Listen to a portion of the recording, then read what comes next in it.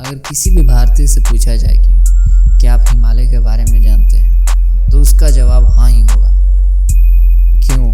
क्योंकि हिमालय प्राचीन काल से ही भारतीय संस्कृति का रक्षक एवं पोषक रहा है। सिंधु घाटी के सभ्यता के विकास में हिमालय का योगदान प्रमुख था। हिमालय भारतीय जलवायु को भी प्रभावित करता है। हिमालय की प्रशंसा में राष्ट्र कवि रामधारी सिंह दिनकर ने लिखा है, मेरे नगपति मेरे विशाल, सरकार दिव्य गौरव विराट, पौरुष के पूंजी भूत ज्वाल, मेरी जननी के हिम किरीट, मेरे भारत के दिव्य भाल, मेरे नगपति मेरे विशाल। दरअसल दोस्तों, भारतीय अर्थव्यवस्था के विकास में हिमालय का बहुत योगदान रहा है। हिमालय से निकली नदियाँ, इन नदियों से निर्मित घाटियों में हिमालय क्षेत्र के वनों का प्रमुख योगदान है। हिमालय संस्कृत के दो शब्द से बना है, पहला हिम और दूसरा है आलय। इन दोनों से मिलकर बनता है हिमालय। हिम का अर्थ होता है बर्फ और आलय का अर्थ होता है घर। इस तरह हिमालय का अर्थ हुआ बर्फ का घर। क्योंकि हिमालय एक पर्वत श्रृंखला है, इसलिए यहाँ यह बताना आवश्यक होगा कि पर्वत और पर्वत श्रृंखला किसे कहते हैं। पर्वत की सतह से उठे हुए ऐसे क्षेत्र जिनका शिखर छोटा एवं आधार चौड़ा हो पर्वत कहलाते हैं। कई पर्वतों के सम्मिलित रूपों को पर्वत श्रृंखला कहा जाता है। हिमालय विश्व की सर्वाधिक ऊंची पर्वत श्रृंखला है। पर्वत के प्रकार के दृष्टिकोण से यह वलित पर्वत है। अगर इसे संरचना के आधार पर देखा जाए तो भारत के 4 प्राकृतिक विभागों से विभाजित किया जाता है। इन चारों विभागों में से एक हिमालय, इससे संबद्ध पर्वत श्रेणियां हैं। हिमालय श्रेणी 2400 किलोमीटर की लंबाई वाले अर्धवृत्त के रूप में भारत के उत्तरी क्षेत्र में अरुणाचल प्रदेश से लेकर जम्मू कश्मीर तक फैली है। कश्मीर में इसकी चौड़ाई 400 किलोमीटर है, अरुणाचल प्रदेश में 150 किलोमीटर है। अपने पूरे देशांतरीय विस्तार के साथ हिमालय को 3 भागों में विभाजित किया जा सकता है। इन श्रृंखलाओं के उत्तरी भाग को हिमाद्री या आंतरिक हिमालय भी कहा जाता है। वहीं दोस्तों, आपको हम ये भी बता दें, इसकी औसत ऊंचाई 6000 मीटर है। माउंट एवरेस्ट इस पर्वत श्रेणी को दुनिया का सबसे ऊंचा चोटी कहा जाता है, जिसकी ऊंचाई 8848 मीटर है। यह विश्व का सबसे ऊंचा चोटी है। हिमाद्री अर्थात आंतरिक हिमालय का अधिकतर हिस्सा बर्फ से ढका रहता है। हिमाद्री के दक्षिणी भाग को हिमालय या निम्न हिमालय कहा जाता है। इसकी ऊंचाई 3700 मीटर से लेकर 4500 मीटर के बीच और चौड़ाई 50 किलोमीटर है। इसकी श्रृंखला में कश्मीर की घाटी तथा हिमाचल के कागड़ा एवं कुल्लू की घाटियां स्थित हैं।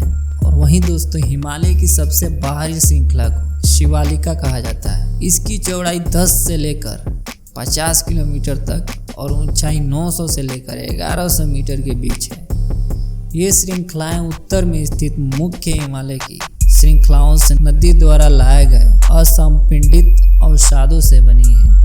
ये घाटियां बजरी तथा जलोढ़ की मोटी परत से ढकी हुई हैं। निम्न हिमाचल तथा शिवालिक के बीच में स्थित लंबवत घाटी को दून कहा जाता है। देहरादून एवं पाटलिपुत्र इसके उदाहरण है। हिमालय पर्वत श्रृंखला में 100 से अधिक पर्वत हैं।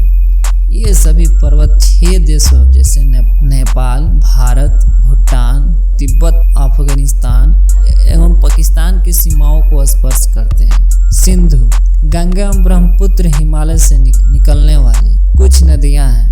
हिमालय पर्वत श्रृंखला में 15000 से अधिक ग्लेशियर हैं, जो 12000 वर्ग किलोमीटर क्षेत्र में फैले हुए हैं।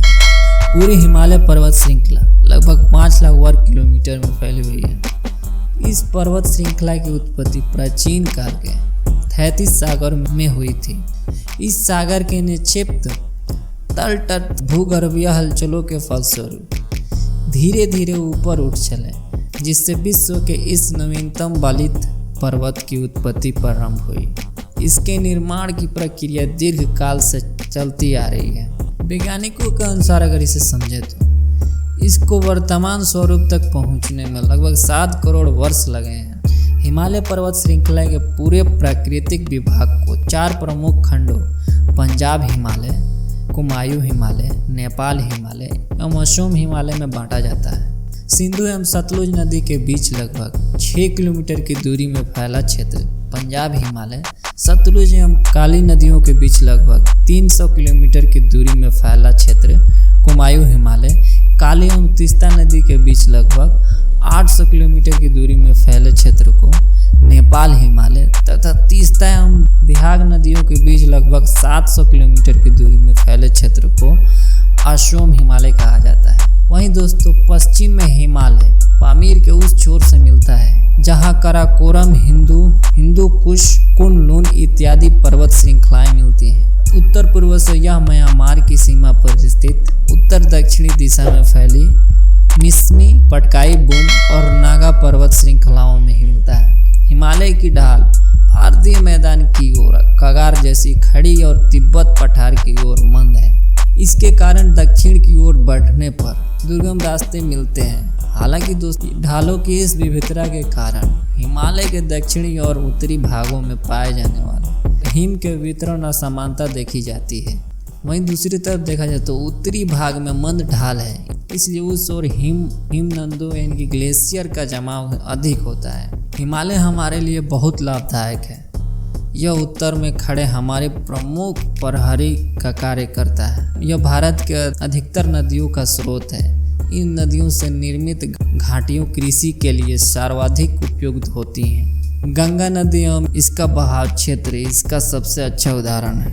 हिमालय के कई क्षेत्रों में जलाशय का निर्माण कर उनका उपयोग सिंचाई के जल विद्युत उत्पादन के लिए किया जाता है। हिमालय में कई प्रकार की वनस्पतियां तथा जीव जंतु पाए जाते हैं और हिमालय के पर्वतीय क्षेत्रों में वनों से हमें ईंधन, चारा, कीमती लकड़ियां एवं विभिन्न प्रकार की औषधियों का प्राप्त होता है। इतना ही नहीं बल्कि हिमालय हम भारतवासियों को अडिग होकर निरंतर अपने कर्म पर चलते रहने की प्रेरणा भी देता है। हिमालय शुरू से ही पर्यटकों के आकर्षण का केंद्र रहा है। इसकी प्राकृतिक सुंदरता देखने को बनती है। कई पहाड़ी पर्यटन स्थल हिमालय श्रेणी में अवस्थित हैं। यह स्थान पर्यटन के साथ साथ paragliding, head gliding, river rafting तथा स्कीइंग जैसे खेलों के लिए भी प्रसिद्ध है। नेपाल एवं भारत के जल की आवश्यकता की अधिकांश आपूर्ति हिमालय से ही होती है। भारत पर्वत श्रृंखला प्राचीन काल से योगियों एवं कृषियों की भी तपोभूमि रहती है। हिंदुओं के अनेक तीर्थ जैसे हरिद्वार, बद्रीनाथ, केदारनाथ, ऋषिकेश इत्यादि हिमालय पर्वत श्रृंखला में ही स्थित है। श्री राम शर्मा आचार्य ने हिमालय की यात्रा नामक यात्रा विनांत में हिमालय की शोभा बड़ा ही सुंदर एवं जीवन वर्णन किया है। तो दोस्तों ये वीडियो कैसा लगा? वीडियो को लाइक